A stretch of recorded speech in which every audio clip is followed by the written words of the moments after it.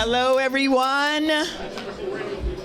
As many of you know, I'm Rosie Allen, and I feel all of the excitement in this room today. I need a little bass in this mic, I feel like hello. Yeah, okay, that's better, man. The excitement in this room is building, and I want to welcome all of you to the 2024 Bay Area Radio Hall of Fame induction ceremony. We are inducting 17 amazing broadcasters today who are part of this year's class. You'll meet a lot of them today, and you'll hear their stories. I want you to enjoy the lunch with your family, your friends, and your invited guests. And we're going to start the program in about an hour. So you can continue chatting and doing all of the things you were doing before I rudely interrupted you. But enjoy your lunch, and then we'll come back with an amazing program for today. And I thank you all for being here.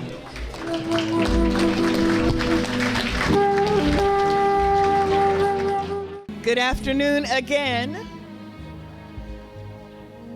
And I want to welcome you once again to the Bay Area Radio Hall of Fame induction ceremony. This is for the class of 2024. I just want to make notice, this is the official Barhof jacket. It can only be had by folks who are in the Bay Area Radio. Oh, you don't have to turn that up for me. Folks who are in the Bay Area Radio Hall of Fame. And if you are interested in having one of these, let me know. It's Hall of Fame logo with your class, your personal class. So talk to me if you need this. MCs today, you saw John Evans, Rosie Allen here. We're also inducting 10 amazing individuals who have spent many years honing their craft and just generally being in this business that is now so tenuous. We're also going to induct posthumously an additional 7 legends to the Hall of Fame. Now, as many of you know, or some of you may not, Barhof is one of the programs of the California Historical Radio Society, or CHRS, and we have a number of board members here today. Also, CHRS is celebrating its 50th anniversary this year. That's a big deal. That's a big deal. The Hall of Fame is located in the Bay Area Radio Museum, also known as Radio Central, and that's because it's on Central Avenue in Alameda. Today's program would not be possible without a lot of hard work from some very dedicated folks. And I say now that the queen of this organization, CHRS, is Rachel Lee.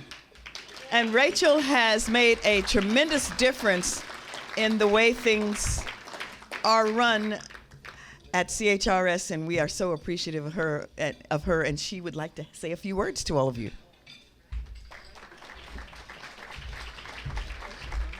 Thank you.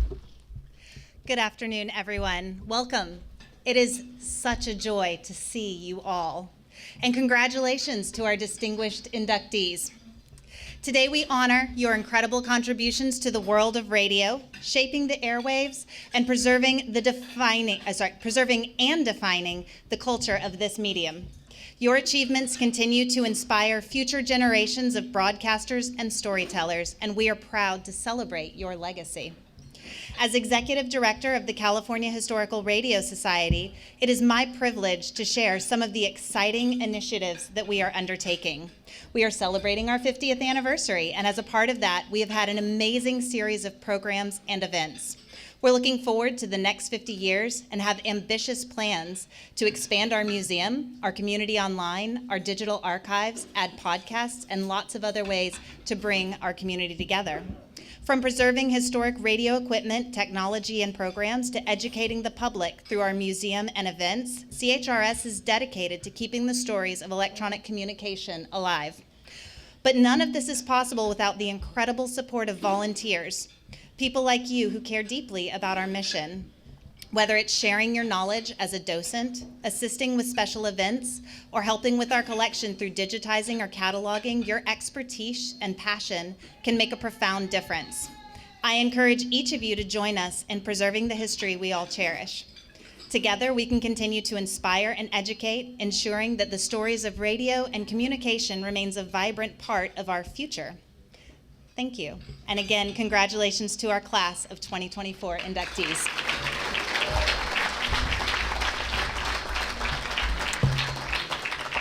Okay, before we introduce today's inductees, on behalf of CHRS and Barhof, I would like to take a moment to recognize some of the folks who really made this happen today and to say thank you to each of them. First of all, CHRS Executive Director Rachel Lee, as you know, Project Manager Steve Cushman, and CHRS Director of Fundraising Michael Toadman. If you would just raise your hand so everybody can kind of see who you are.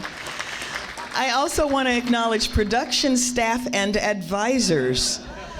John Evans, Jude Heller, Sam Van Zant, Lisa Chrysler, Lynn Shapiro, Stan Bunger, and me. We also want to thank Ariel Crenshaw for creating our magnificent souvenir program booklet. It's really great. I mean, I know you saw it. It's one of the best that we've had in a long time. She's also created the poster boards that you see around the room. That's part of the photo exhibit. It's kind of near the window, so take a look at it. It has our inductees, and I think you'll want to see it. So if you haven't walked through, take a look. We also want to thank Rick Rubin for today's video slideshow. Hey, Rick. He's back there. And the rest of our audio and video team, which consists of Steve Cushman, Steve Gravanta, and Kent Leash. Dave Bellici is our videographer today and will be posting the video of today's event, the entire program, all of the stuff, on the CHRS YouTube channel. So please take a look for that sometime next week. Right, Dave? Right now, I want to take a minute to introduce one other special person. Steve Cushman. I call him affectionately Cushy because we worked together in television many years ago, and he was one of the people who really helped me through all of the trials and tribulation of that media. Whew. So please, let's introduce Steve Cushman. Steve, where are you? Yeah. Thanks, Rosie. It's a pleasure being here.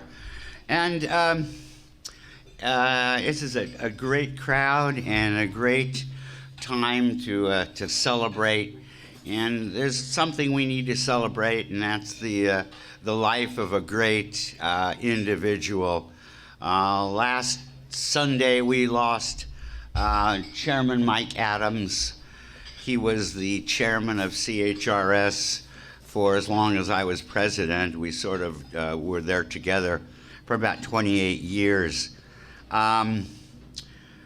Mike was just more than a chairman. Mike was, first of all, a great person. He was an educator. He was a prolific writer. He was a filmmaker.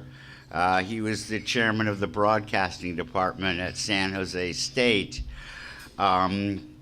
He's written books. He's given presentations all around the country. He was a great historian, and radio was in his blood.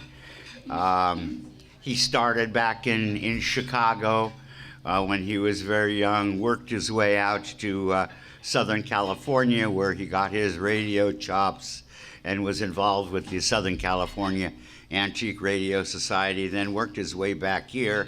And when I joined CHRS in 1988, Mike was already here. And he was active at that time, writing and presenting stories of radio history, all the way from a book about the books. There were a whole series of books about radio boys and girls in the old days and their adventures with radio. He wrote a book on Doc Harold. He wrote a book on Marconi, and also has made films, one called The Radio Collector, and he's also made a film on Doc Harold. Mike would give you knowledge. Mike would give you friendship. And which picture do we have up? And the one we have up there is what Mike did best. He was a teacher. And here he is with a young person and who was enthralled by what he has told him about radio and radio history. And that other slide, Rick, I don't know whether we saw it or not. This one is the way we all felt about Mike. This is when, this was basically last year in September.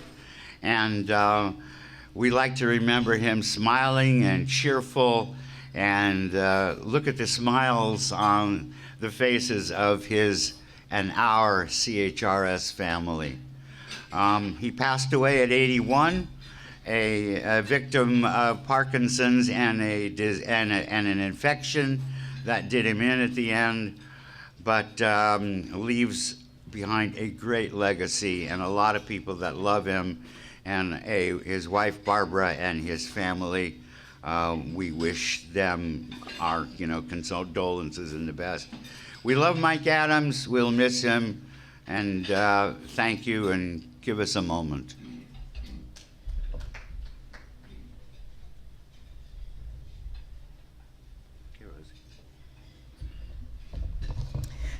Thank you, Steve. Okay, so right now we want to get started. Ladies and gentlemen, here is my co-host for today's event. Please welcome the inimitable John Evans.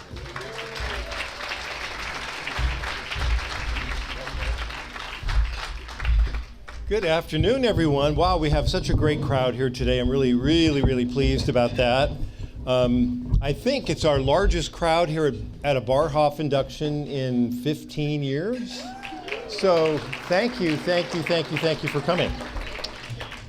Before we get started, I want to recognize and applaud the owner and steward of the 610 KFRC Sturgeon, and that is my buddy Chris Sharp and his team, Brian Schaefer, Tony Schaefer, and everybody else who came here today.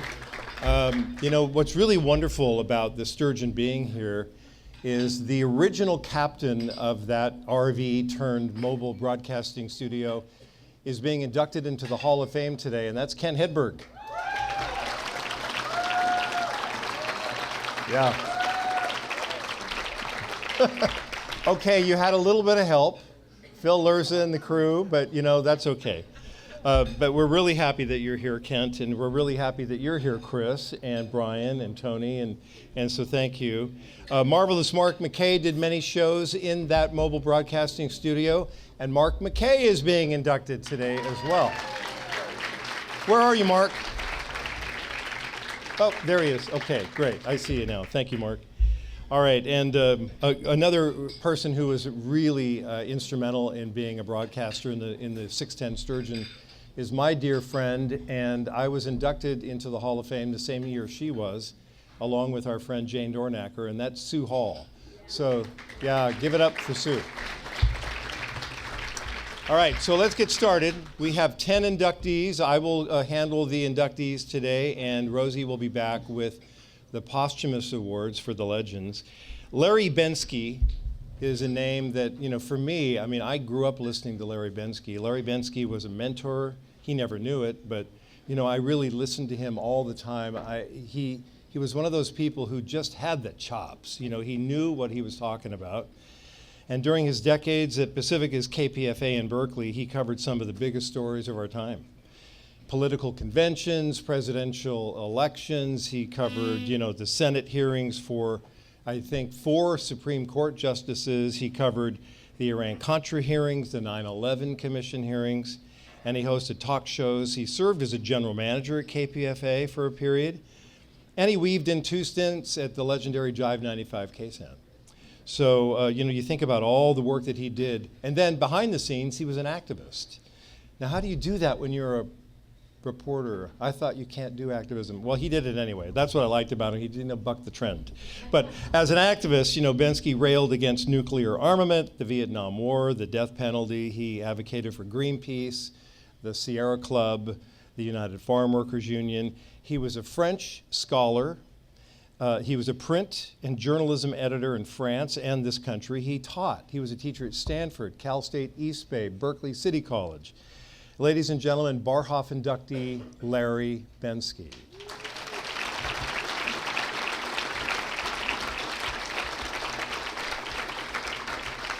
Now, Larry passed away earlier this year, and his family was going to come and accept on his behalf, and his widow was just not able to do that. And then his friend Bill Sokol was to come, and then just yesterday told me that he had a family emergency and he couldn't come. So we'll accept this award on his behalf and make sure that Susie Bluestone, his widow, will get the plaque that we have for him. All right, Tom Tolbert.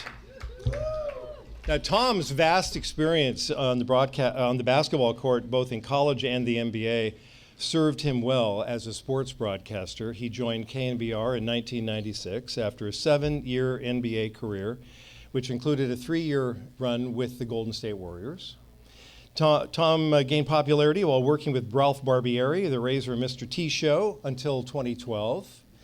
And then he's teamed up with Bay Area columnists Ray Ratto, John Lund, Larry Kruger, Rod Brooks, and today with Adam Copeland on the Tolbert and Cope show. So this guy's had a lot of experience, a lot of partnerships, and he's just one of those guys. He lights up a room whenever you're with him. He's funny, he's self-deprecating, he's really tall. I'm 6'1", I think he way overtowers me. But he was a TV announcer and a color commentator for the NBA on ESPN from 2002 to 2006. And he was nominated for an Emmy. Tom also served as an NBA commentator for NBC and ABC Sports, and along with Brad Nessler and Bill Walton, called the NBA Finals for ABC Sports. We are going to play, he can't be here today because he is working. He's doing a game, I think. But ladies and gentlemen, Barhof inductee, class of 2024, Tom Tolbert. I am so sorry that I'm not able to be there today, but there are a few people that I need to thank. First off, I'd like to thank the Academy. Hey, dork, it's the California Historical Radio Society. That was uncalled for, by the way, and that was my son, Weston. The California Historical Radio Society, thank you so much for the nomination and for the award, the Bay Area Hall of Fame class of 2024.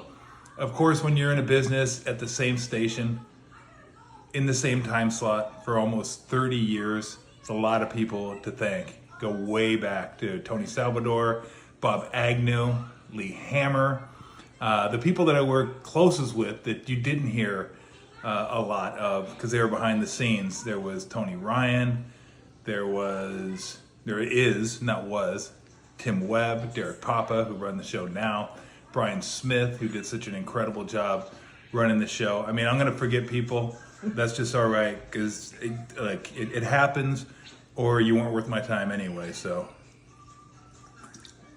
look, I've been drinking a little bit, so I'm gonna forget some people. Okay, that's just the way it's gonna be. Let me put it down now. But I gotta thank the people that I work with the closest. First and foremost, Ralph Barbieri. I mean, what a tremendous partnership for 15 years we had together on the air. The most unlikely pair. You wouldn't think that we would be together in a radio show would work.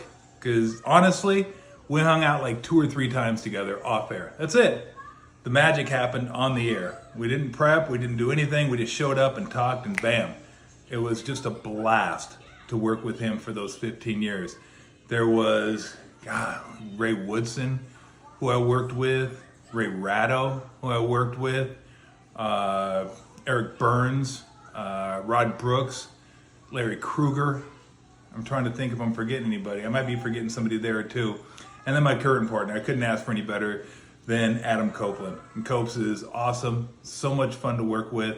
And you hear me say that a lot, fun, because that's what this is, it's fun. And I really want to thank mostly the fans, for listening to the show, enjoying the show or not enjoying the show, whatever you want. Just keep listening. But you've allowed me to do what I love to do. My passion has always been sports, whether it be playing them until I was almost 30 at the collegiate level, professional level, high school level, and then getting to talk sports. That's what I grew up doing. I grew up watching football, baseball, basketball, hockey. Now I'm watching soccer, and I'm watching rhythmic gymnastics. No, I'm not. Of course I'm not. Does anybody watch that? I don't think so. Maybe parents. They probably don't even watch it, I wouldn't imagine. But I love watching sports. My granddaughter, by the way. That's Camila. I love her. She's so sweet. Anyway, I just want to thank you guys so much. Hope everybody has a great time. And congratulations to all the other nominees. I hope you guys have a great day.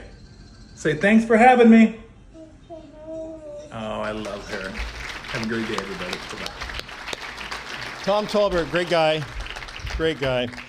All right, we're ready to move on to the live portion of the program. I don't know where she's sitting, but I hope you'll wave at me, Trish. Where are you? Trish Bell is a 40-year broadcasting veteran. She started her career in the Monterey Bay area and then came here. Her big break locally was when she joined KSJO and worked alongside shock jock Perry Stone. Her tour through the Bay Area, San Francisco Bay Area, included working with legendary Bill Moen on cable, KABL, middays on the Quiet Storm, KBLX, and Smooth Jazz, KKSF. And other stations on Trish's resume include 107.7 The Bone, KKIQ in the East Bay, and K-Bay in the South Bay. Yay! One of her coworkers over here, Lisa. So Trish taught at the Academy of Broadcasting in Fremont, and she has done voiceover workshops at Las Positas College in Livermore. She was an active member of Broads in Broadcasting and served on the Radio Advisory Board. Ladies and gentlemen, couldn't meet a better person in the world. Barhof inducts Trish Bell.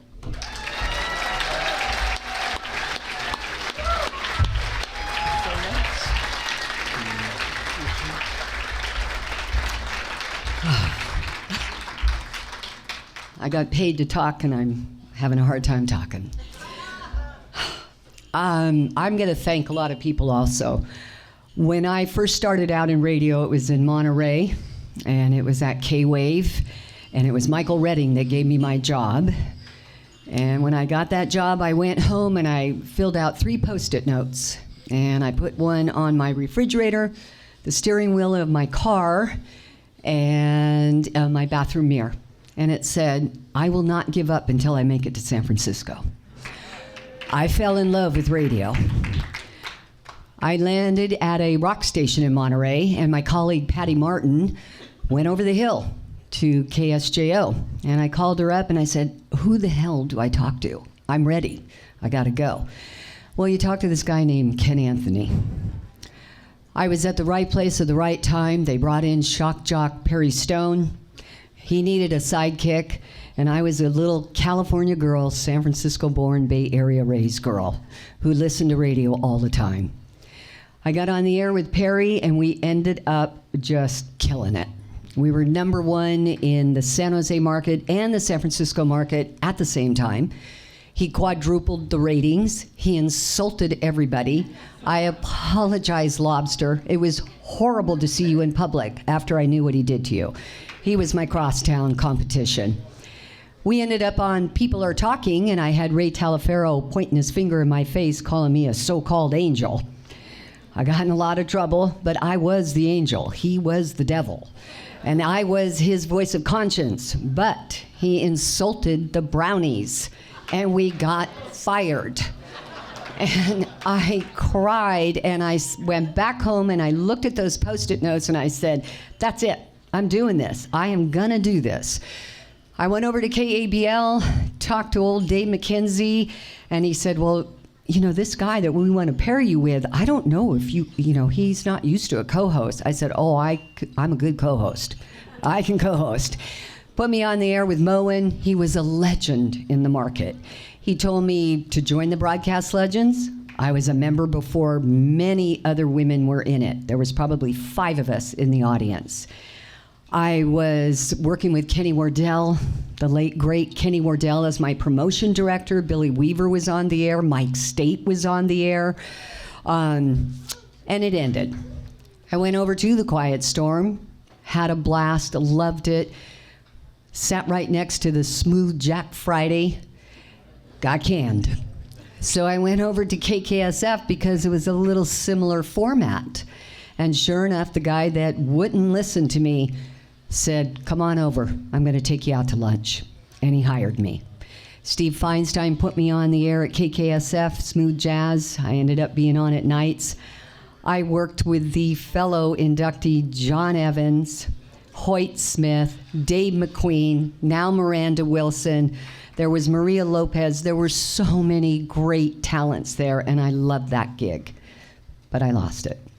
Went over to the Bone, and there I was back full circle with Lamont and Tonelli. Tonelli was my traffic guy at KSJO. We used to make Paul Tonelli sing Sinatra when he was up in the air.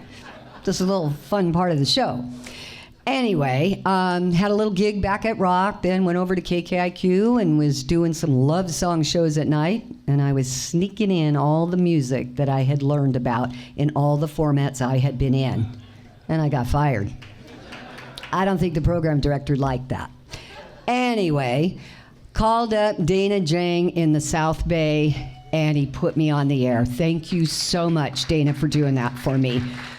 Working alongside Sam Van Zandt, Lisa Chrysler, Jonah was there, and that was all the South Bay talent that was so good.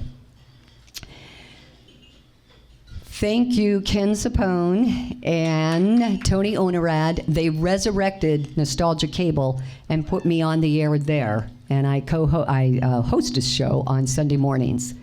2010, I was diagnosed with stage 3 colon cancer. My very first thought, of course, was I need to fight this for my kid, Adam. But my very second thought was, thank God I found my passion in my lifetime. Because if I don't make it, I know I did it. I didn't think I'd be here today. And I've come to these inductions so many times, and I've cheered on so many great people here. And I thought, it would be cool to be inducted. So I thank my colleagues, my family, my friends, my broads in broadcasting, all the program directors that put me on the air. Thank you for doing this for me. I am so proud to be a Bay Area broadcast legend, and I'm even more proud to accept this award today. Thank you so, so, so much.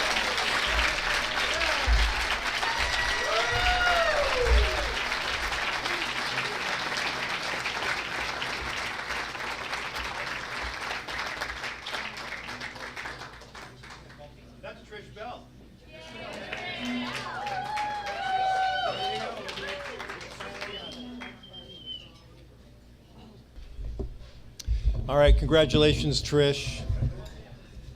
We've been rooting for you for years, Trish. Yep.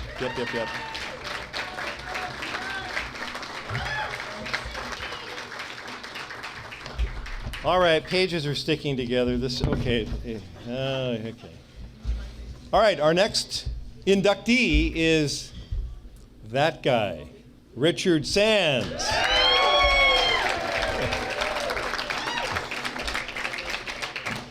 Richard wanted to be on the radio ever since he was a child, and he got his chance as a student at Cal, where he worked at the school station KALX, and later at KPFA and KPOO, and his radio travels took him to diverse communities such as Mendocino, Lake Tahoe, San Diego, Hawaii.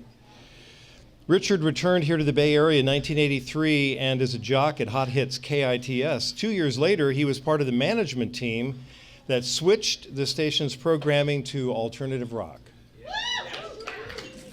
And Live 105 gained local and national acclaim, won multiple awards, achieved phenomenal ratings, shaped the local club scene, and Live 105 was just a phenom. After 12 successful years, Richard moved on to the Gavin Report as the alternative editor, and later he created his own publication and is still doing it with the Sands Report. Ladies and gentlemen, Barhof inductee, class of 2024, Richard Sands.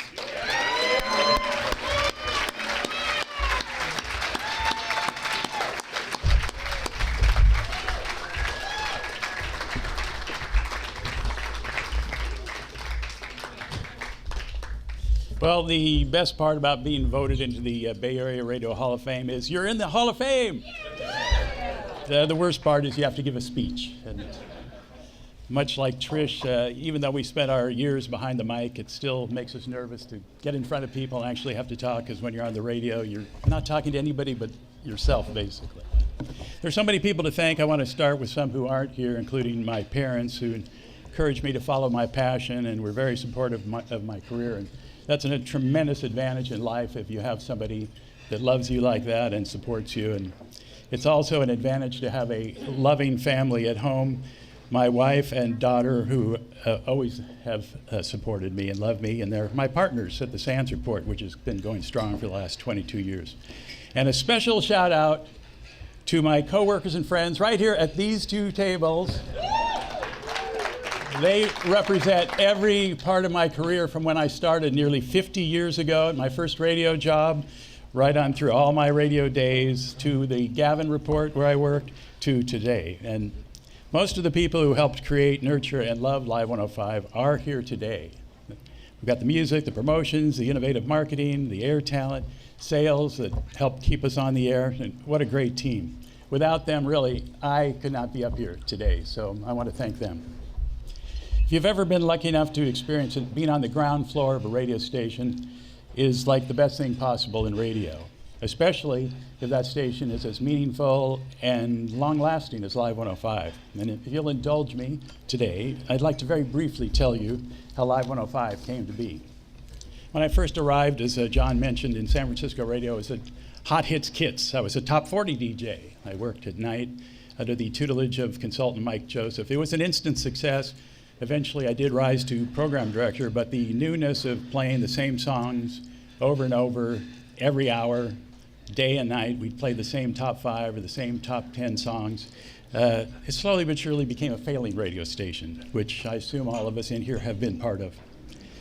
Something had to be done, but exactly what? What could we do? General Manager Ed Cramp, who is also in the Bay Area Radio Hall of Fame, commissioned a market-wide research study that showed there were several tiny holes in the market. And one of those was for kind of a hip top 40 station. I prepared a presentation for Ed, how I envisioned the station and what it could sound like. Overall, it did make sense. We already had a hip morning show, the Alex Bennett Show. He's another member of the Bay Area Radio Hall of Fame. And in addition to Alex, we had the Modern Music Hour, hosted by Steve Masters, who is here today. That gave us the foundation for the format change, but there was one big roadblock straight ahead. And that was the station owner, Joe Field. Joe oversaw Entercom at the time. If that name sounds familiar, it's because his son, David, now runs Odyssey, which is what Odyssey, Entercom became Odyssey. But back in the day, it was Joe Field, and Joe was not the easiest boss, to put it mildly. He was a very difficult boss. We set out to convince Joe that this was a smart and winning move. Seemed pretty obvious to us, but guess what? He wasn't having it, none of it. We got on the phone with him one day, and we had a conference call, and everything we brought up, he was argumentative. He was a lawyer, so he was really good at arguing. No, this is all wrong. No, you can't do that. And it's been a long time, so I don't remember all of his arguments, but I do remember one. Specifically, he brought up that it would be very expensive to change the stationery.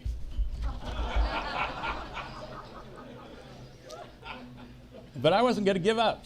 We were on this telephone call, and finally I took to pleading with him. I said, look, Joe, if this doesn't work out, you can fire me. Now, when I came onto this call, I had no intention whatsoever of bringing something like that up. I had a contract. I don't want to get fired. But I believed in it. I said to Joe, look, if this doesn't work out, you can fire me. And he said, great. You'll be out of a job, but I'll be out of a radio station. Then he said something, he kind of shouted at us something I'll never forget. We might as well pack it all up, lock the door, and give the keys to the transmitter back to the Indians.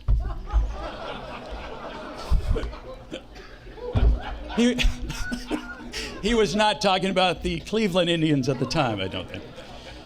Finally, after a long time, though, Joe did relent, very, very grudgingly. Okay, he said to Ed and I in that conference call, you guys can go ahead, but there is one caveat. You have to make it subtle.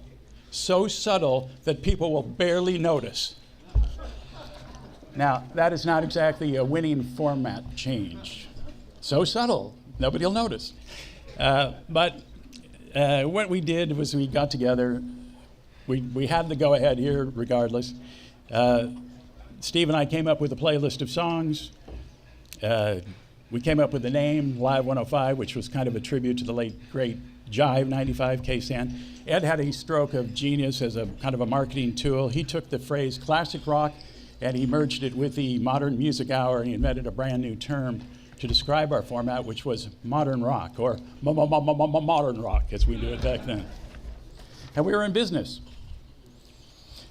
38 years ago this month, on the morning of October 1st, 1986, during the Alex Bennett Show, we kicked off Live 105. The reaction was instantaneous. Listeners seemed to like it immediately. There was just one little problem. One of those listeners was a friend of Joe's. He took to the telephone to call Joe. Joe, I just love what you've done with that station. I love the format change. Not very subtle, I guess. But within 6 months, the ratings had doubled, and Live 105 was off to the races. The rest, as they say, is history. We've had many ups and downs, like that time that Steve threw a chair through the studio window. I'm not sure if that was one of the ups or downs, but in conclusion, I'm one of these lucky people that always knew what they wanted to do in life. From the time I was 5 years old, I knew I wanted to be on the radio, and it was a calling. And I answered the call, and that call led me right to where I am here today and being inducted into the Bay Area Radio Hall of Fame. Thank you to each and every one of you who voted for me, and thank you to all of you, and carry on.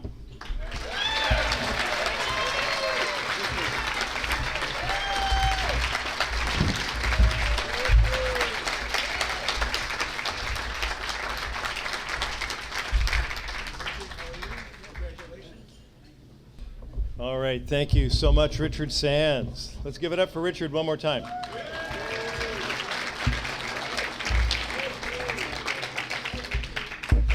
Okay, where's my girl? Where's my Oaktown girl? Where is she?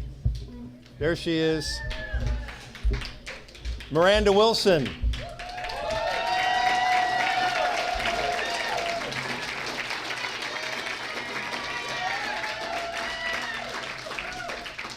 We both smell like smoke because of wildfire started yesterday, not too far from our homes. We live a little bit, the fire was between us, so you doing okay, Miranda? You doing okay? Miranda grew up in Oakland and listened to the radio greats of the 60s and 70s. Her 30-plus years in radio include promotions and marketing at K-Soul, public affairs at KDIA, Lucky 13, 18 years as the midday host on Smooth Jazz KKSF. That's where we had some very spirited conversations every morning around 9 o'clock. You can still hear Miranda on the nationally syndicated Smooth Jazz Network at stations in Atlanta and on Florida's Emerald Coast. And she also hosts the inspiring social media feature Sunday Morning Coffee Moment. If you haven't seen it yet, it's on Instagram and Facebook. It's really great. She's also a national and local voiceover actress. She has a beautiful, silky, smooth voice, and she commands your attention no matter what she's saying, even when she's looking at you with that eye. Miranda is a two-time winner of the Golden Gate chapter of American Women in Radio and Television Award. She has received numerous honors from organizations including the NAACP, 100 Black Women SF, Delta Sigma Theta Sorority, SF Alumni Chapter, Delta Image Awards. She serves as a board member of the East Oakland Youth Development Center and Progressive Transitions, which provides counseling for victims of domestic violence and sex trafficking. She's somebody who really works the community. There's no one like her. Ladies and gentlemen, Barhof inductee for 2024, Miranda Wilson.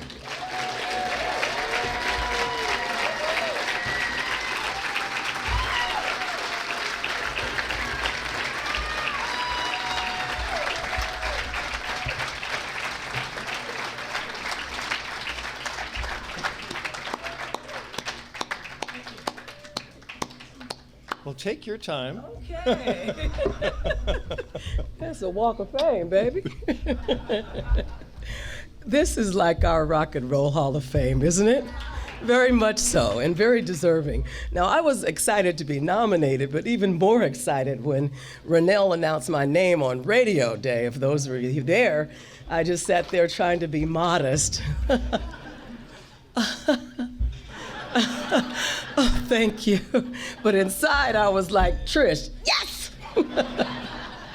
I'd like to thank all of the members of the California Historical Radio Society for your votes. Thanks to those who said, Miranda Wilson, who the hell is she? And you voted anyway. And I'd like to thank this San Francisco market, because not only the birthplace of radio, it's my birthplace too. And it's one of the reasons why I'm so grateful to receive this honor, because wherever you go, they'll ask you, what did you do at home? And I can say, I'm inducted into the Bay Area Radio Hall of Fame. Google it. It's an amazing legacy that we all come from, isn't it? It's this market that when I grew up, there were so many stations, commercial, community, pirate radio, foreign language. I embraced it all the formats. There was talk and news and so much to talk about because it was the 70s and the 60s. And I was so excited to work with Dave McQueen, because I was a kid who listened to K-San when he would get those calls about the SLA. And oh my goodness, he's doing our morning news and I'm working with Dave McQueen now. I embraced especially Black radio. We had 2 R&B stations and we had 1 indigenous soul station, that was KRE. And it was just so much fun. I remember buying myself a little reel-to-reel portable radio at Thrifty drugstore. And it was a little microphone, and I used to pretend radio. And I used to listen to John McFlanagan, who I was a huge fan of Boss Radio. There was no one who could talk about music like him. And as a little 10-year-old, I'd listen to him and I'd play radio on my little reel-to-reel. Skin and Bones Bob Jones, who was at KDIA, he just brought radio alive when they would do that skate and he played that song. You know, you felt like you were skating with him through the different neighborhoods. That's what radio was about when I was growing up. PJ Ballard, who was the first African-American, she was also at KDIA, but she was also doing country radio, who later became my mentor, and I was so glad to have a close relationship with her. And then KDIA had these church broadcasts. Doug, do you remember those? They had these church broadcasts, and my brother and I would play radio as a kid. He would be the preacher, I would do the choir, and I would do the live commercials. And I always thought the people on the radio talked like this. So as a little girl, I'd say, come on down to Fair Deal Fish and Poultry, where you get your chicken and your catfish and your ham hocks and your chitlins and ham bones and your Gasper-Goo for 39 cents a pound. And my mother and my sisters would listen to these little shows we would do, and my endorsement fee was their approval. That was the only money I needed, and the laughter of my siblings that thought they were so cute. And then I was around 13, in Oakland, we had this record store called House of Music. And the House of Music was the place to go. And the DJs from KDIA would come down there, and we would sneak and look in the door, right? Wasn't supposed to be there at all. And they would do these live broadcasts. Now back, Doug, I'm talking to Doug Stern, who was our market manager. They started, general managers went into market managers at some point, remember that? So, when we were pitching the Hotel Nico to do the Smooth Jazz Sunday brunch, and I was at the table, Hoyt was at the table, and we were pitching it, and sales was doing their thing. And then they said, Miranda and Hoyt are gonna talk about how the live broadcast is going to sound. And I couldn't think of anything but those DJs that were at the House of Music when they would do their live broadcasts, how they would just pull us in. And I said, we're gonna sell the sizzle of the bacon and, all this other stuff I was talking about, but had no idea, because Doug, I had never done a live broadcast in my life. Then there was classical radio station KKHI. There was this opportunity at 10 years old to crack the microphone because they recorded our live elementary school musical. And I realized I was not afraid, not one bit, when they put me on a box and this huge ribbon mic came down and I started describing each song. And I had no idea that it was a sneak peek into my destiny then at 10 years old. But that's the type of market that we came up in, that would take those chances on kids and let them know what radio sounds like. It's our responsibility, the California Historical Radio Society, to include those stories. And now those stories, my story, is a part of our story. And we have to be inclusive of all those stories. There's a lot of missing things that it's up to us to pull in so that the future generation will know there was something special about this market. I'd like to thank the people that are here today. Kelly, wave, that's my niece. She's representing, I'm one of 6 siblings and a whole bunch of cousins and relatives, but she is here to represent them all because they're all spread around the country. Thank you, Kelly, for being there. She's an executive within her own right and always reminded her aunt when I was going up against issues in the business that you can't cuss out everybody in radio. Can't get ahead like that. So she, her aunt's a cusser, so I had to really work on that, and I appreciate you for reminding me that don't bring those words to work with you. My grandnephew, one of many, Christopher, thank you for spending time and not playing basketball today, but being with your Auntie Miranda. It means a lot to me. You're the one nephew that didn't get to go sit in the studio with me while I was on the air, but this is an important moment, and I'm glad you're here with us. I'd like to thank my close friends for being here. Antoinette Porter is in the house. I met her when I was at KDIA, and one of the best mayors we had in Oakland was Lionel Wilson, and she was one of his assistants. And every year we'd do the mayor's toy drive. And we'd go to all these places hustling up toys for the community. And then, of course, there was a parade. So, Antoinette, thank you so much for not only just being my close friend, but for also hiring me to MC all your events. Okay, there was also here today Sheila Coates, who flew in to be with me. She was my first boss at K-Soul, and I was promotions assistant. Wasn't very good when it came to typing. Somehow the verbs be ended up in everything that she needed. But Sheila Coates, thank you so much for hiring me. She went on to be vice president of artist development for Arista and all these great record companies, but she took the time to come down. But she also took the time to tell me when to be observant. So I'm not going to teach you everything. You're going to have to watch and learn and hit the door running. So thank you so much for that.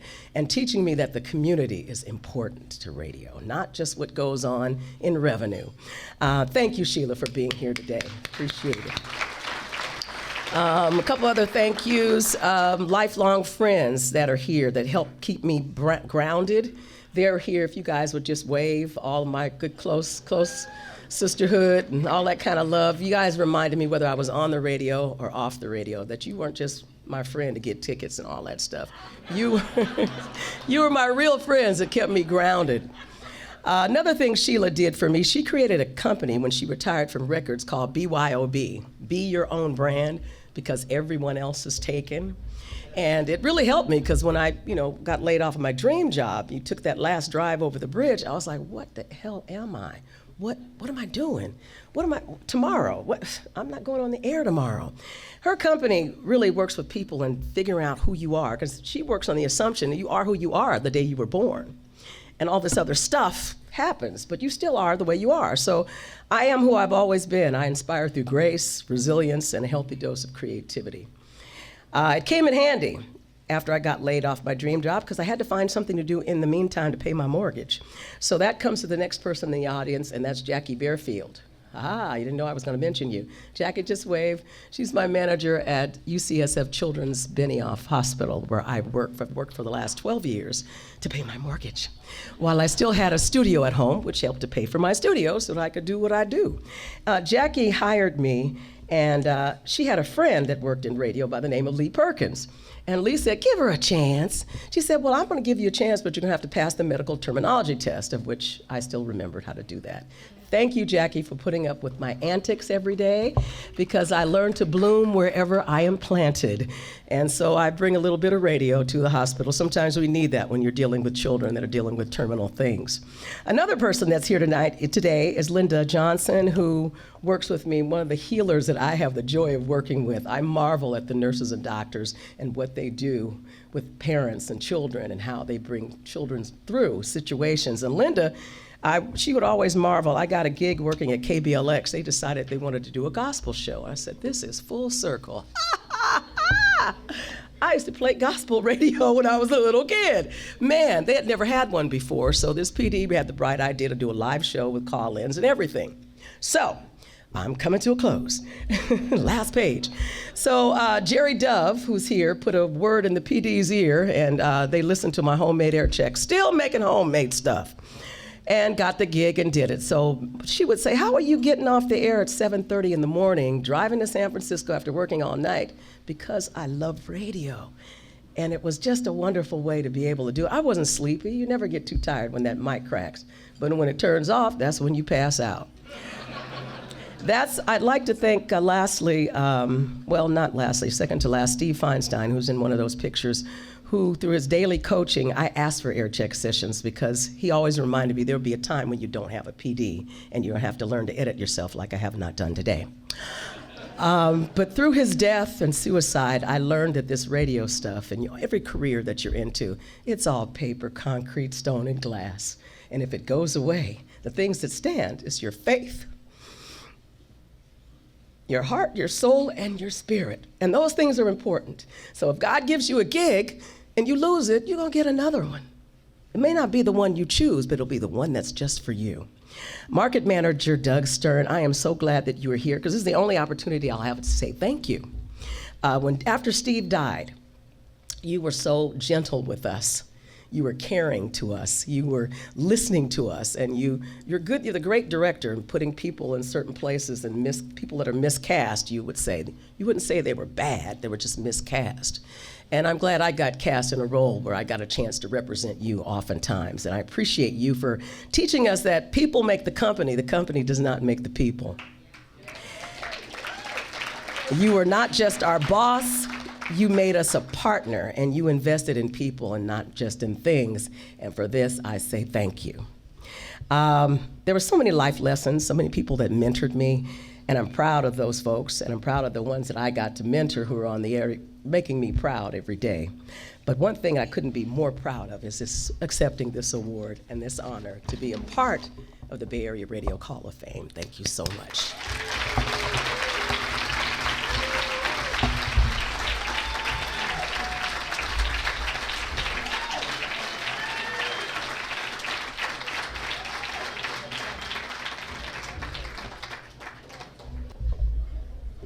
All right, we are moving on, and next is our engineering category. Kent Hedberg's career touches on many colorful aspects of radio history, including several years as a show announcer of the original Marine World Africa USA, right, Kent? Yeah, in Redwood City. I loved it. Back in the 80s, they would have Family Day there, and you could go for free and spend all day. It was so much fun. Kent began his broadcasting career as an engineer at KLIV in San Jose, and in the early 70s, transitioned to operations manager and acting station manager at KVEZ and later at the legendary KSOL. In 1975, Kent was hired as an engineer at KFRC during its heyday, and he helped design the now famous KFRC Sturgeon Mobile Broadcast Studio, which is here today. Dr. Don used to do shows in that mobile studio, Sue Hall, Dave Sholin, many others, Marvelous Mark. Kent was the primary caretaker of the Sturgeon, overseeing the operation for more than a decade, and he stayed with KFRC through its many ownership changes and format changes until he retired in 2008. Is that right, 2008? Okay. Ladies and gentlemen, Barhof inductee, Kent Hedberg.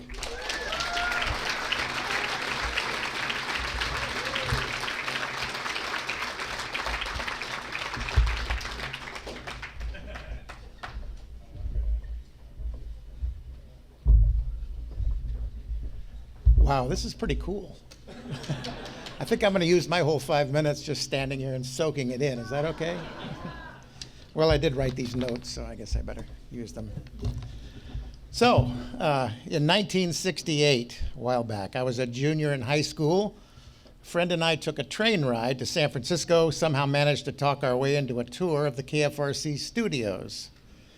I could not have even dreamed that 7 years later I'd find myself sitting in front of then Chief Engineer Bob Canner in the middle of a job interview. I had met Phil Lerza while working at 107.7 in San Mateo, at that time KVEZ. He later helped build and wire equipment for me when I was director of sound systems at Marine World. And he told me that there was an opening at KFRC and asked me to come in for an interview. Holy crap, KFRC.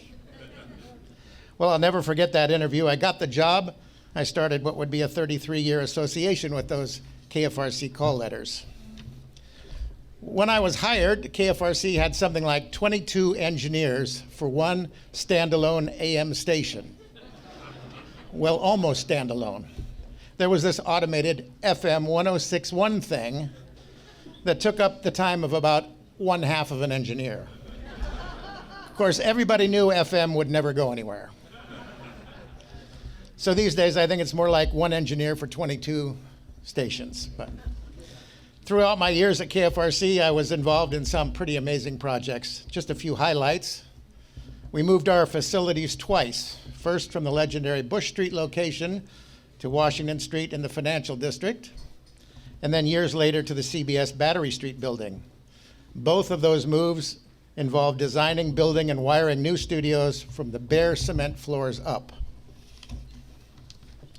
Then there was this heavily armed recreational vehicle.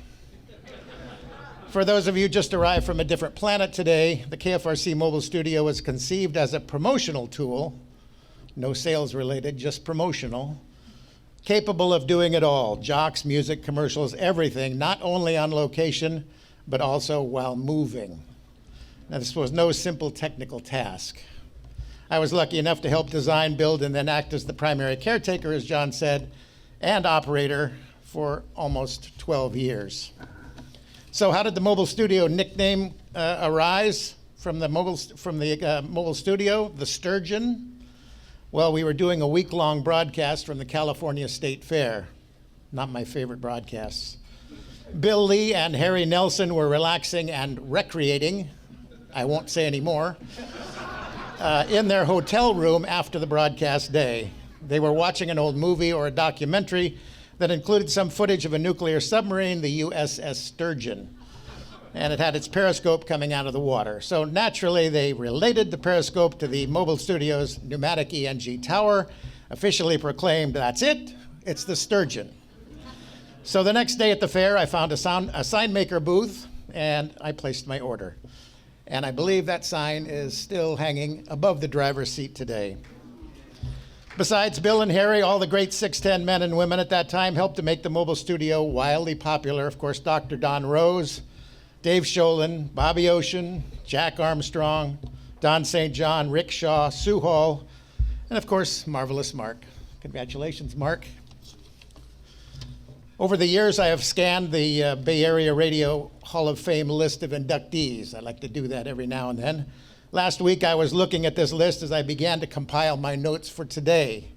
I found my name on the list. It's now sinking in, and it's a very humbling feeling knowing that I'm included with all these legendary radio greats. Absolutely amazing.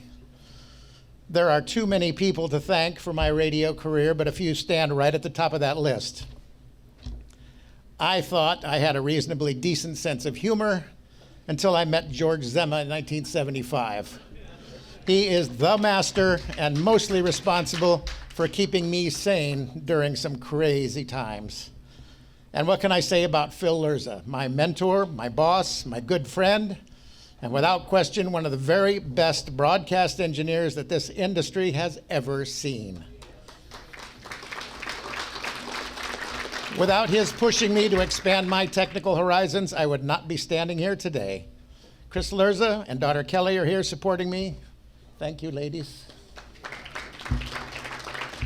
And finally, I thank my wife, Gail, for putting up with the mobile studio parked in front of our house for all those years. She went above and beyond to support my career, and I know she'd be very proud to see this day. Thank you all.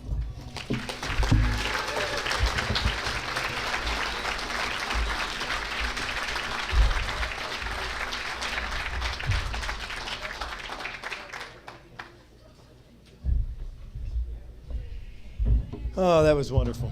All right, thank you. Brought back so many great memories. Well, the next person who's getting inducted is my dear, sweet friend, Liz. Liz St. John is a native of Marin County, and from an early age, she was influenced by Bay Area radio legends that she grew up listening to, like a lot of us did. As a college student, Liz became a DJ and a music director for UC Santa Cruz and did a weekend shift at K-Tim in San Rafael. Later, took a semester internship working with the legendary Ben Fong Torres at Jive 95 KSAN. After following her dream to Denver and San Diego, Liz returned to San Francisco as a DJ at KRQR The Rocker. And when I was news and public affairs director, I didn't have anyone to fill in for me on the days that I needed to take off, so Liz said, hey, I want to learn how to do that. And so I taught her everything I knew. I'm really sorry, Liz. She survived a format change or two and remained at FM 93.7 for decades as the public affairs director. And then one day during the pandemic, mid-pandemic, she lost her job at what was then Alice, or still is Alice, I don't know. But we said, hey, we need to get Liz on board here at KCBS. So we trained overnight for, I don't know, weeks and weeks and weeks, and here you are today. Ladies and gentlemen, our latest Barhof inductee, class of 2024, Liz St. John.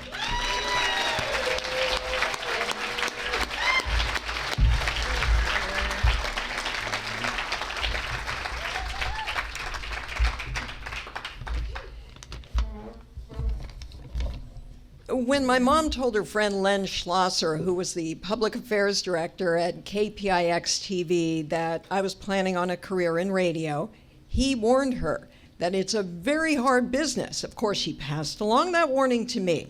But I was 22 years old. I was the music director at CalX at that time. And I thought, I got this. So full speed ahead with that radio plan. Radio is a team sport, even though I've spent a lot of time alone in a studio, and I'm very grateful for family and friends and colleagues who have helped me a lot along the way. And many went above and beyond. I could speak for hours, but I'll just share a couple of those stories. So after graduating from UC Berkeley, I moved to Denver. KBPI rocks the Rockies. Then it was a year later I was offered a job at KGB in San Diego, which I thought was a step closer to my ultimate goal of getting back to Bay Area radio. So my mom, who's here today, who had the year before endured a Bay Area to Denver 2-day drive with me being in a really anxious and less than congenial mood, agreed to fly to Denver and drive with me to San Diego. So loaded up the car, started driving south. A day later, we arrived in Phoenix, and Phoenix in the summer, super hot. So my wise mom suggested that we go into the air-conditioned mall, get something cold to drink, catch a movie, spend the night in a nearby hotel, and then refresh, drive to San Diego the next day, which of course, great idea. But once again, I was really anxious about getting to the new city and the new job, so I insisted we keep driving. Again, not my most charming mood. So we had the VW Diesel Rabbit, no air conditioning, 113 degrees. It's the afternoon. We're driving through the desert. We stopped at the one and only gas station for miles, one tiny pump, tiny little building for the attendant, and my mom said we should get towels out of the back of the car, soak them under the sad little water spigot. And we did just that. We kept driving, wet towels over our heads, windows rolled down, sort of a primitive air conditioning system that she had learned while living briefly in Kansas. Anyway, we spent the night in El Centro, drove to San Diego where my mom helped me get the apartment set up, and this was the second big schlep my mom did with me as I pursued my career in radio, and she always stayed cheerful despite my mood, and I have thanked her and apologized many times, but I get to do it again today. Thank you very much. Meanwhile, a few years later, a bunch of people got fired from San Diego, me too. Working weekends at, as John mentioned, KRQ The Rocker. And John Evans joined us, Morning Drive News and Public Affairs Director. It's interesting, he remembers that I asked to be trained. I thought he said, hey, you can do this, but whatever it was, he trained me to do that job, and he was very, very good at training, and that really brought me so many opportunities within the CBS cluster for years and years and years and years to come, because it's coming up on 41 years there. Fast forward to 2020, working at Alice at 97.3, and yes, they were kind of saying, yeah, we don't need our weekend people right now. We just, at the same time that KCBS was looking to deepen their bench as the pandemic rolled in. So I went back to the John Evans School of Broadcast Journalism. This was now advanced level stuff, because you have I'd done a lot of radio news, but music stations and loosey-goosey and whatever sort of more or less. Now it was very exact, a lot of math, very tight clock. But beyond training me to do that over a couple of weeks, he cheered me on in a way that really was a boost for my confidence. So I really need to thank John for twice having a just huge impact on my radio career. So right now I'd just like to say congratulations to the other inductees this year and to everyone who's worked in radio, because as Len warned, it's a hard business, but it's also exciting and rewarding. And I was thinking, people say, what's that career been like? And I say, remember Playland at the Beach? Remember anyone Playland at the Beach? The Fun House? I think of my radio career like the Joy Wheel. It was a giant platter that like a dozen of people or so run in, then you sit in the middle, everyone crams to the center, then that platter starts spinning and people get flung off. And sometimes it's you, sometimes it's your coworkers, sometimes you manage to stay on, but even when you go flying off into that padded wall, little bruised ego, you come out and you go, oh, wait a minute, next time I'll position myself a little differently. I'll change up my strategy. And I have kept getting back on that ride. So being inducted into the Bay Area Radio Hall of Fame is a huge honor. Thank you all so much.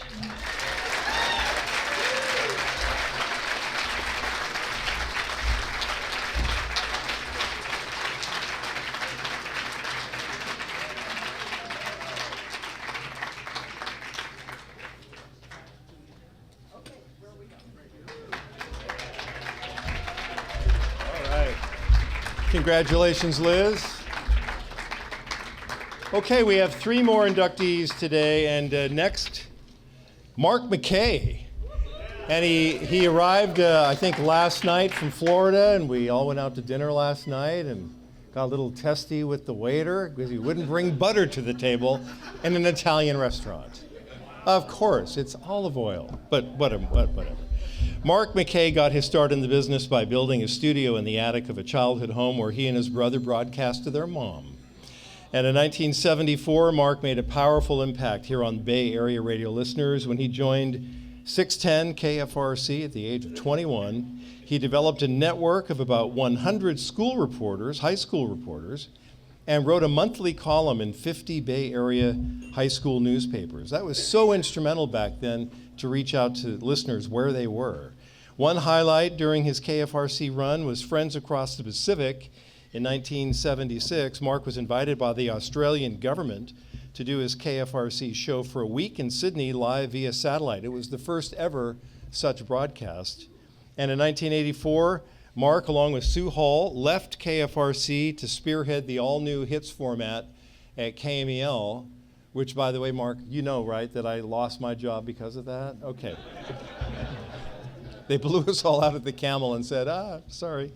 Marvelous Mark has traveled America following his dream in radio, but he says he truly left his heart in San Francisco. Ladies and gentlemen, Barhof inductee, class of 2024, Marvelous Mark McKay.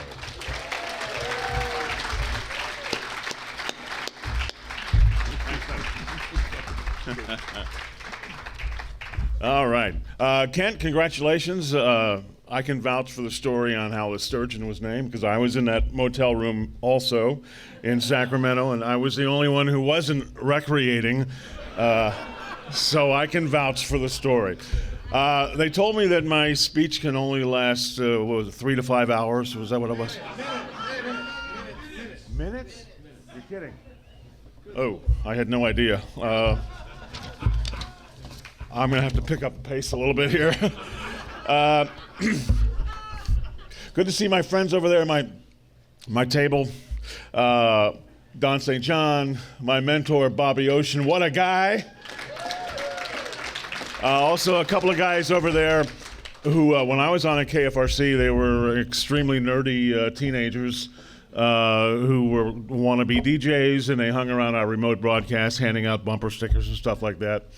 And they've grown to be incredibly nerdy adults, too. But lifelong friends as well, and they're really responsible more than anybody else for getting me nominated and campaigning for me to win this honor. So I would like to thank James Baker over there and Chris Sharp. Thank you, guys. Okay, so there I was in December 1973. I was 21 years old, 6 months out of college, and in my one-bedroom apartment in Jacksonville, Florida, waiting to go into my 6-hour midnight to 6 a.m. shift on WAPE in Jacksonville, the Big Ape. And the phone rang, and I said hello, and the guy says, hello, this is Michael Spears, program director of KFRC. He said it like that, KFRC. And my first thought was, okay, which one of my friends is playing a joke on me here? And then I quickly realized I have no friends, so he probably was telling me the truth. And so in my mind at that time, probably the 4 biggest top 40 stations in the country were geographically WABC New York, WLS Chicago, KHJ Los Angeles, and KFRC San Francisco. So I figured I better sit down at that point. And he said, there's no need to fly you out to interview you. Let's just chat on the phone, and maybe, by the end of the conversation, we'll talk about a job. I said, well, okay, you had me at hello. So I guess we had a good conversation because he said that we'd like to talk to you about coming out and doing the 6 to 10 p.m. air shift on KFRC. Oh, no, KFRC. And but he said, would you be open to a name change? Up until that point, I'd been using the name Dave McKay, and I was doing kind of a Wolfman Jack, kind of a wild, crazy Wolfman Jack kind of thing. And he said, you don't sound like a Dave McKay. And I said, okay. He said, would you mind if we changed your name? I'd like to name you ZZ Boozer. Yeah, I said, excuse me? He said, yeah, ZZ Boozer. What we're going to do is we're going to put cigarettes and you roll them up in your sleeve of your T-shirt. We're going to drive you around San Francisco in a 57 Thunderbird. We're going to paint across it the Boozer Cruiser. And people won't know whether you're drunk on the air or not. And I'm thinking, this man is a lunatic. But I'm saying, yeah, that sounds good to me. Let's do that. And he said, okay, well, we need you out here in 3 weeks. And I said, okay, good. So the next day I quit my job at the Big Ape. I gave him my notice at the apartment complex. 2 days later, Michael calls back, and he says, I got bad news. Yeah, I'm thinking, oh, crap, I didn't get the gig. I quit my job. And he says, Pat Norman, the general manager of the station, somehow thought that the name ZZ Boozer would be bad for the image of KFRC. And I'm thinking, yes. But I said, oh, that's too bad. I was really looking forward to that. He said, but I've got another idea. And I'm thinking, oh, shit, this is going to be worse than the last one. Pardon my French. He said, you know the comic strip Doonesbury? And I said, yeah, I like Doonesbury. It's a good comic strip. And he said, well, the DJ at the college station in Doonesbury is Mark Slackmeyer, but he goes by the name of Marvelous Mark. On the air, that's all he calls himself, Marvelous Mark. And he said everyone will relate to that. They'll connect the two. And in 50 years, I've never met anybody who related to that. But you know what? It's okay. And you know why? Because it's not ZZ Boozer, okay? So I stuffed all of my worldly possessions into my '68 Volkswagen Bug. And I drove 3,000 miles across the country, and all the time that I'm driving across the country, I'm thinking, I got to trade in this Volkswagen and drive around San Francisco in something that's more sleek and sporty and befitting of my new image as a young, hip, big-time DJ, So the first day I got to San Francisco, before I even went to the radio station, I drove to a car dealership up on Van Ness. And I traded in my Volkswagen, and I drove out of that Ford dealership in that sporty car named after the horse. That's right, a Ford Pinto. and the rest is history. But just a couple of shameless plugs before I go.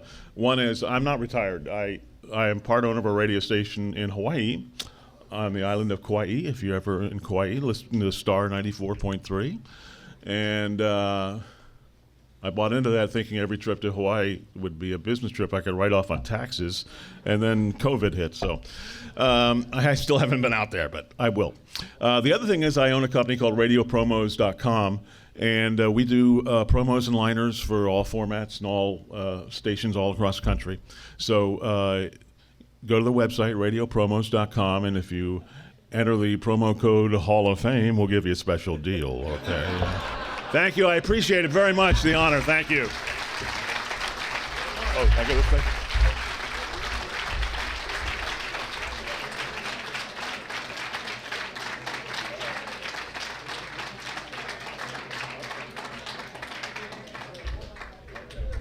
All right, while ZZ Boozer is getting his picture taken.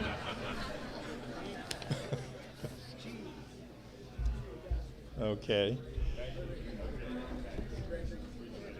Thank you, Mark. Congratulations, Mark. All right, we have just a couple more. Sandy Althouse's love of radio. Wow. Look at that cheering section, Sandy. That's amazing. Okay, well, her love of radio started in college when she searched out for other punk rock music lovers at San Diego State. And then she transferred to San Francisco State, where she earned a BA in Communications and Media Studies. Her first job was at Metro Traffic in San Francisco. She reported from the plane. And then in 1984, Sandy spent 2 years with Don Blue at KYUU. And then as a member of the morning show with Peter B. Collins and Michael Knight. And then eventually Peter B. Collins and me. I think Michael got blown out at that point. Didn't she also originate the morning feature, The Honkin' Good Joke, which aired for a couple of years back then? Yeah. Sandy later served as a traffic reporter and a weekend DJ at KFOG, and then as a news and airborne traffic reporter for KGO. But for the past 36 years, Sandy has been an announcer-operator at KQED Public Radio. She taught me everything I know working there. And she says she's lucky to work for a station that leaves room for graceful aging. I love that. Ladies and gentlemen, Sandy Althouse.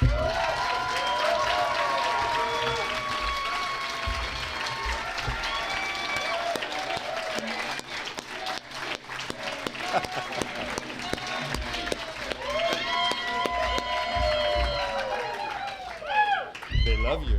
I know. Well, now to disappoint them. Well, I can't believe I have to follow that show. I didn't write anything. I didn't prepare anything. This is probably not a good way to start this, but life's been a little bit crazy lately, and I just thought I'd wing it. But I never have to look at faces, and this is such an uncomfortable feeling to see people staring back at me while I'm talking into a microphone. So I just want to thank absolutely everybody who's ever helped me. I mean, everybody here, I can't believe the support I have from the station, from KQED, from some old places. My biggest mentor and my radio big brother is Peter B. Collins. And if it weren't for Peter, I wouldn't be here. I wouldn't have what I had. He's just been an amazing just an amazing leader and friend and colleague and confidant, and I thank you so much for all your love. And Joe McConnell was my traffic husband for many years. He did the mornings at Metro Traffic, and I did the afternoons, and we switched, to different stations, and we had a great producer named Rodney Julian Jackson who'd always tell us, you're on, you're missing your report, go. So, and there were just some other memories. Peter wrote up a beautiful, he was going to introduce me, and he wrote up all sorts of wonderful memories. But what I don't remember, he was able to put down here. Don Blue was wonderful. He brought me in first, and then Peter hired me to the rocker. I did some silly things on KRQR that I'm kind of embarrassed about now, because I've worked at National Public Radio for so many years, and we don't do those silly things.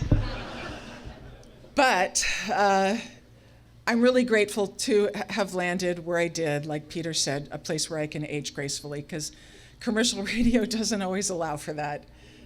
You've got your pretty beautiful picture in the lobby, and it was sex and drugs and rock and roll, and you get a few wrinkles and the picture comes down and you have to move on. But I think they embrace wrinkles at NPR and at KQED, and I'm really grateful to be there. Just a few other people to thank: my family, my beautiful sons, Ethan and Xander, who used to come into the station sometimes with me when I would do the overnights, and the old master control would look into one of the studios where Forum with Michael Krasny used to be, was recorded. And I'd stroll the stroller into there, and I could see right across the glass, and as they'd scream and cry in the middle of the night, I'd just wave to them. But I guess they're okay. I mean, my fabulous brother and Ralph and his wife Leslie, who are just the biggest supporters, and I love you so much. My old friend Kim Wonderly, we were really good friends for many years, and somehow we broke apart, and I think it was Ethan and Xander's fault, because I had kids. And life just takes you in different directions, and 25 years later, we found each other again, and we're very good friends, and I'm so glad to be connected with you again, Kim. And all the people that are now, I see Brian Watt giving me a hairy eyeball. He's, your morning news host at KQED, and I have the honor of working with him on Fridays. I do Friday mornings, the weekend, and Monday afternoons, and it's all too often that people don't remember that I work Friday and Monday. They just think I'm a weekend person, and they're surprised to see me. And it's like, no, I'm here too. And who else? Nina Thorson is the brains of the newsroom operation. And Rachel Vasquez is the weekend editor, and she's my confidant in the weekends. She hosts the weekend news, and she's a wonderful person. Claire Green is extraordinary at pledging. So if you guys have any extra dollars and you want to support KQED, Claire will talk your ear off and be extremely funny. And everybody in the back rowdy table, Peter Finch, you're a new friend, and I thank you so much. Michael State, one of the nicest people in the whole wide world, with the kindest, biggest heart. Danny Bringer, your heart's as big as Michael's too. Danny's the morning engineer, OpTech we call them, and he engineers the California Report and Forum, and he's just there for me on Fridays, and an enormous support. Julie Deppish, I've had the honor to work with her for a long time, even though we never see each other, I just talk down the line. Michael Bennett, who I miss so much. It was so fun to work with you on Monday nights. And Ethan Tovin Lindsay, who's sitting there with his arm crossed, put him down. And he's the big editor-in-chief at the station and oversees all things news. And he's also a wonderful, excitable person. You've never seen an adult with so much energy. I'm always glad that I didn't have to raise him when he was 12 years old. And Debbie Jew, who her title used to be the Director of Happiness, and she, because we're KQED, and she produces all the really fun events that keep the station together and connected and happy, except for me, because I work in a small room all by myself and don't know anybody. But I just want to thank everybody and thank you for your support. I'm so honored. I never thought this would happen because, it's KQED, and you guys are commercial radio, and you've all connected throughout the years. I have too for a little bit, but you move from station to station, and you're all connected by some K station, And I'm glad that I've met some of you. And just know that we're here too, and we want to be part of the group, and we love you. And we love radio. And one more thing. Just a shout out to college radio. Oh, I saw her, Jean Marie Asaturo. Yes. Who was the overnights for a while, and now she is teaching at El Cerrito High, teaching the radio program and trying to get new young kids to be excited about radio and keep this medium going, because radio is magic. And I really, that people say radio is dead, and no, it's not. And we can do even more to make sure that it keeps going. So whatever you can do, support your college radio station too, and tell the young kids that this is still magic and to be part of it. And thank you so much. Oh, I'm going to be really...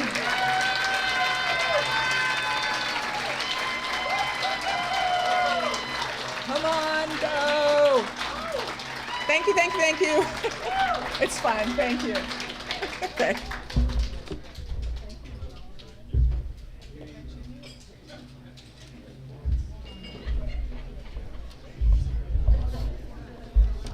Well, the KQED crowd gets the star today, that's for sure.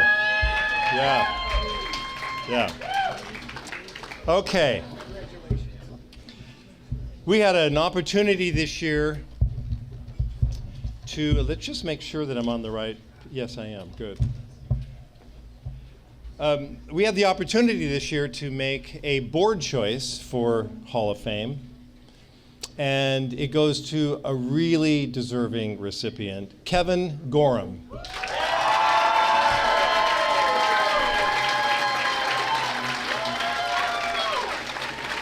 And I think the KQED crowd just got outshouted. That's okay. Kevin spent 2 decades working in radio at KJazz, KFRC, Magic 61, and K101. That's where I met him. And what did Kevin do for an encore? He went on to become a beloved teacher in Oakland and then in Alameda. A lot of his students and friends are with him today. In 1983, Kevin landed an internship at KJazz working with a couple of Hall of Famers, Jerry Dean and Stan Dunn. In 1985, Kevin joined KFRC, where he worked to promote the morning show of Dr. Don. And then when the station changed format, he shifted to produce the Carter B. Smith Show on Magic 61. In 1989, Kevin became producer and board operator for Don Blue. And then in the final years of radio, he began his transition to teaching. So a couple of really cool things happened for Kevin and for Encinal High School, where he currently works. The FCC awarded Encinal the 96.1 FM frequency. And Kevin developed an on-campus student-run radio station and podcasting program, and his students also created the radio station's website. Gorham is now in his 21st year at Encinal High School. He teaches AP Government and Radio Journalism, and he serves as the school's athletic director, and he brings a lot of his students to our museum for field trips. They recreate radio shows, and I've been lucky enough to take part in one of those and hope to do others. Ladies and gentlemen, Barhof inductee for 2024, Kevin Gorham.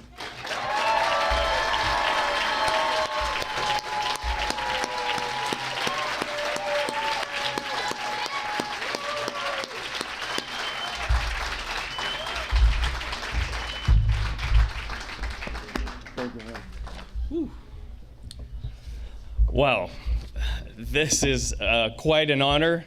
And, when John called me a few months ago and he said, "Hey, Kevin, how you doing?" I said, "John, it's been a long time. How are you?" And he goes, "Did you hear?" I'm like, uh-oh.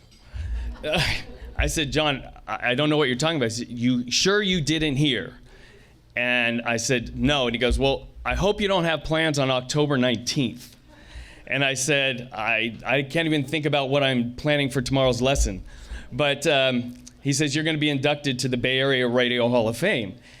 And then I looked at the website and I'm like, look at all these magical inductees. And I said, Kevin Gorham? Wow, what an honor. And what an honor it is to be among all the inductees today. Words can't adequately express my sincere gratitude. And I hope I do well, because these are hard acts to follow. But I just wanted to say my journey began in the mid-1970s when my mom would drive me to school and let me tune into the big 610 KFRC, which we've all have a lot of connections with. And I was listening to Dr. Don Rose. That was it. That was my favorite ride to school, was listening to the big 610. And that's where it incentivized my pursuit of radio. And I thought, here's Dr. Don. He's working 3 hours a day. He's playing great music. He's laughing, and he gets paid? That's the job for me.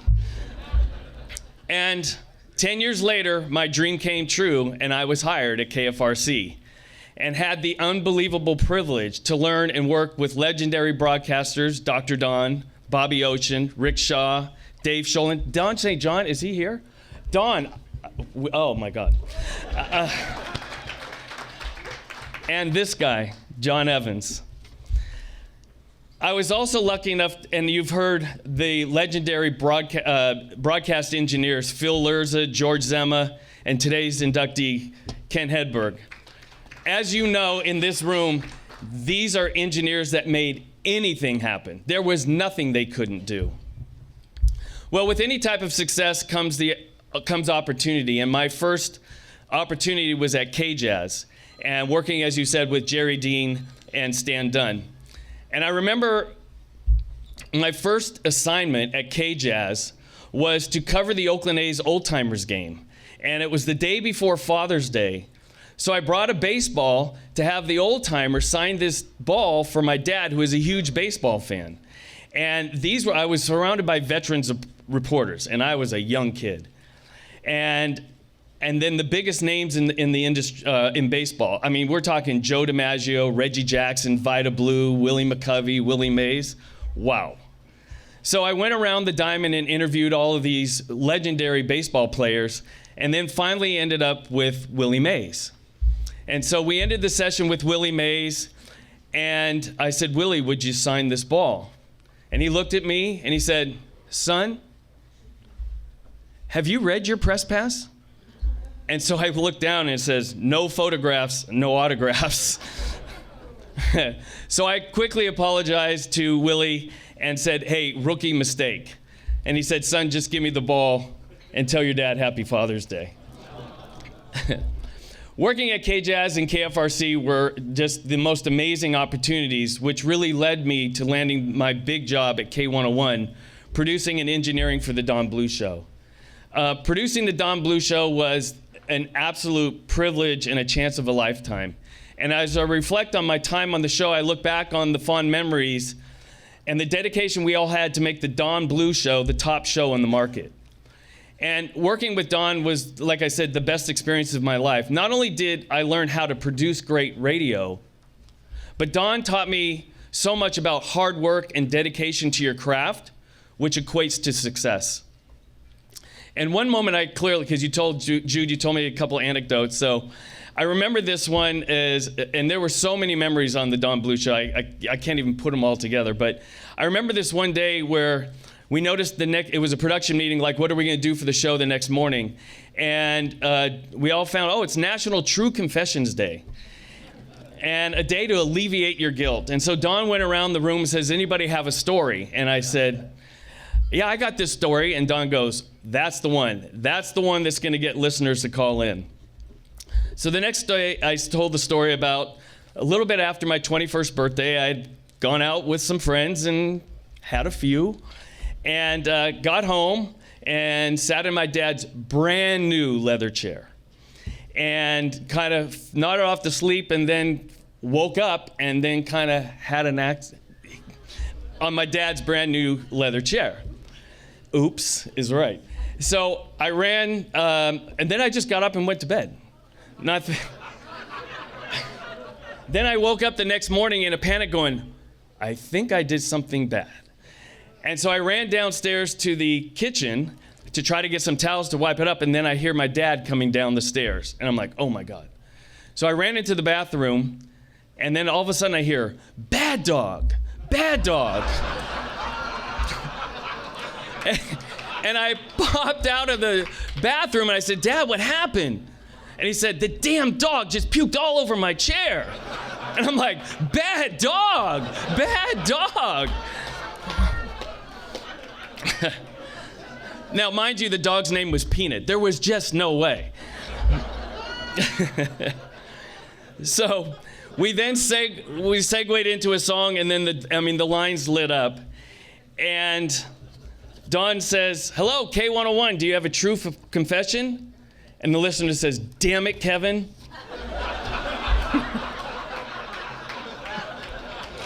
Yep, that was my dad. One of those days you really wish somebody wasn't listening. Oh my. In 1999, I segued into teaching full-time, and nothing could have prepared me more than my time in radio. Our goal as broadcasters is to produce and deliver shows that are entertaining, informative, which we hope keeps the listener tuned in and coming back for more. As a morning show, we want to also develop relationships with our listeners by being open about who we are as personalities so that we become relatable to our audience, and that they have these routines and they know what to expect each day. And the same holds true for teaching. As a teacher, I attempt to develop lessons as if I were producing a radio show. Design lessons that are informative, interesting, and engaging, and keep them tuned in. Creating opportunities that get students to be active participants, which always was our goal for our listeners. And the most important part of teaching is building relationships with your students, your families, and your community, which equates to student success. I contribute all of my successes in the classroom to my time in radio. And in 2016, a dream came true. I attained the FCC license to start an on-campus radio station, and 96.1 KJTZ was born. And Encinal, like my friend Gene at El Cerrito, we are only a handful of radio stations on campus at high schools in the state and nationwide. So this is very unique. But for the last 7 years, what we have been doing is trying to help cultivate the next generation of broadcasters. I am truly thankful to all the support I've received over the years, because you don't get to this point in your life alone. You have a lot of support. So first I want to thank my wife Katie, my daughters Christina and Hannah, and my son Sean, supporting all my crazy endeavors and their unconditional love. And to all my family and friends that are here today, you have no idea how much I appreciate all your love and support over the years. To my colleagues at the district office, Superintendent Pasquale Scuderi, Assistant Superintendent Kirsten Zazzo, Felicia Vargas, Paul Egaz, Encinal Principal Kirsten Snyder, and former Assistant Principal Tracy Allegrati. I really, really want you to know and how thankful I am for allowing me to dream big on behalf of our students, because collectively, we have made such a positive impact on thousands of students that come in and out of our classrooms. And then, and to my students, who are, actually I have a bunch of them here today. Thank you for believing in me as your teacher. I hope you have learned from me as much as I have learned from you. And, I hope I can keep it together, Mom. I want to thank my mom who's here today.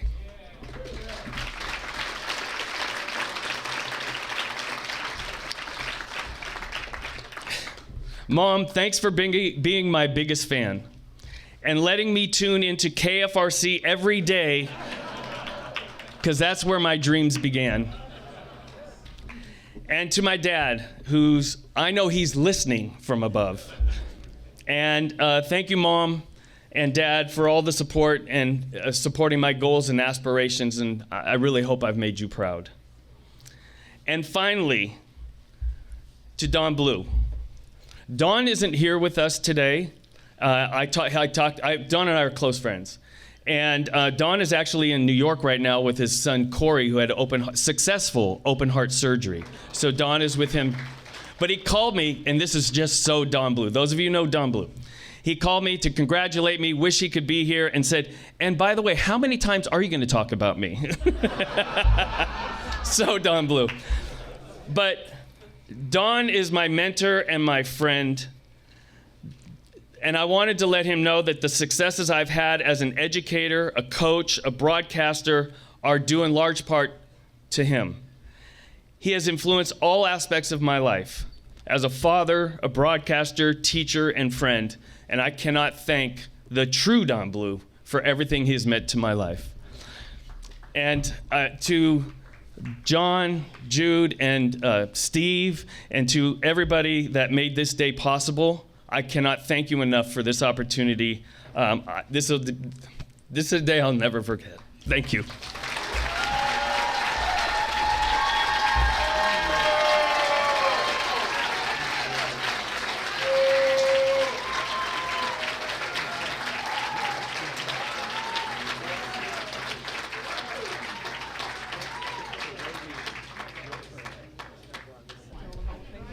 All right, well, thank you, everybody. That's the main class of the Hall of Fame induction.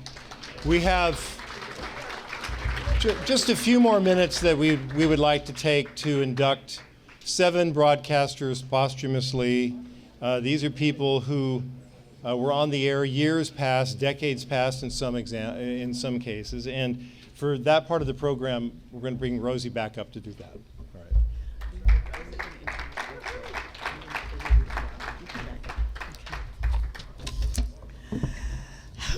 Thank you, John.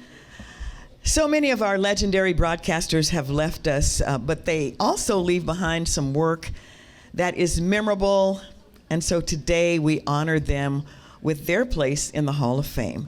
They are Clancy Cassell, who worked nearly 40 years at AM 740, joining the station during its KQW days in San Jose. Retiring from the KCBS newsroom in 1983, his broadcasting career included several acting roles on radio and TV. Many of his co-workers considered Clancy Cassell the best of the best. Bonnie Chastain worked for KSFO and later KCBS, which is where she met her husband, morning show host Dave McElhatton, before his jump to TV. Bonnie would later become news director and morning newscaster at KOIT. Frank Knight did it all for KCBS, from hosting a music show and conducting interviews to anchoring the news. Frank was part of the KCBS team that made the transition to the all-news format in 1968 and spent 4 decades at KCBS, where he retired in the early 2000s. Dick Leonard.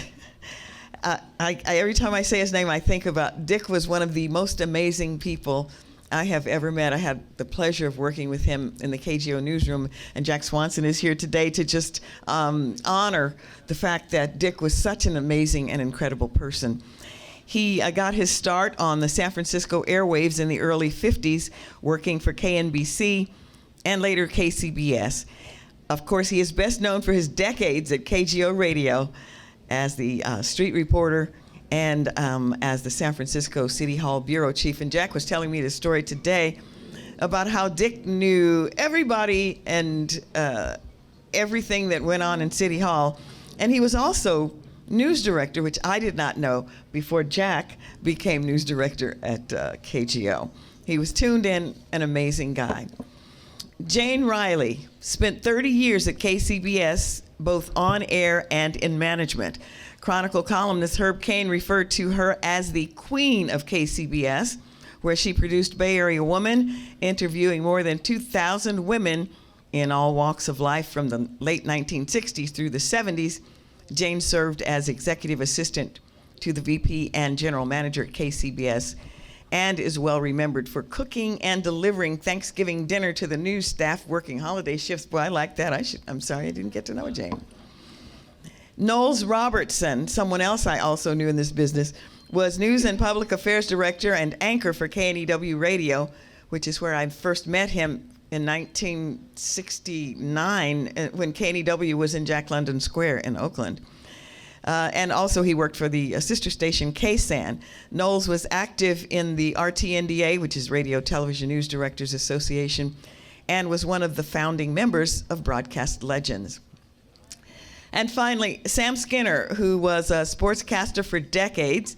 He worked at Lucky 13 KDIA and was also a color commentator. See, some of you remember Lucky 13 for the Oakland Raiders radio broadcast in the early to mid 60s. Sam ended his sports broadcast with the saying, "And if you can't be a good sport, don't bother to play the game." And may they all rest in peace. Let's give a big hand to all of our 2024 inductees into the Bay Area Radio Hall of Fame. John?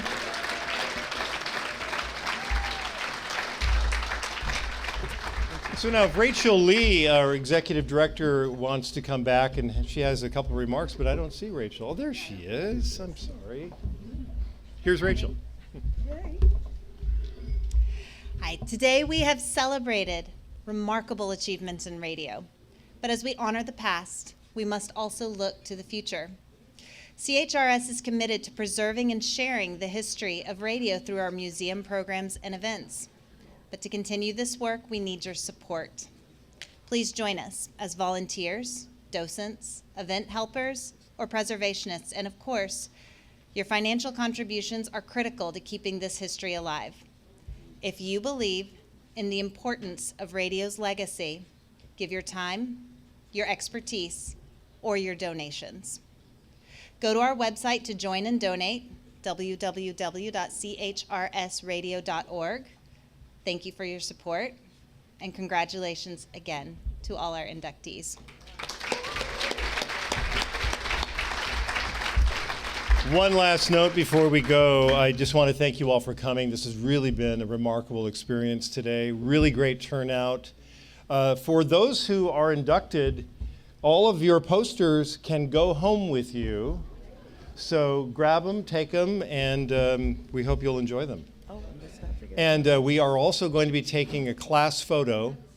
We're going to be out at the staircase, out in the lobby. Before you go, please, let's take a photo together. It will only take a minute or two, and then you're on your own. Let's not forget about our jackets. Well, you go ahead, Rosie. No, you go. Okay. You go. So Rosie and I are both wearing a jacket And Jude. She's also wearing the jacket. Rosie designed this. We came up with the idea earlier this year in March when we did a women's program, and we created this jacket with the Broadcast Legends logo on it. So Jude said, let's do it again. Rosie said, let's do it again. So if you are a member of the Bay Area Radio Hall of Fame and would like a jacket for your class, we are going to be taking sign-ups. We will have an announcement on our website, and you can order them, and we'd be happy to make sure you get them in the mail or hand-delivered, either one. Okay. That's our program. Have a safe ride home, and thank you for coming. And I want to say one last thing. Thank you all for staying.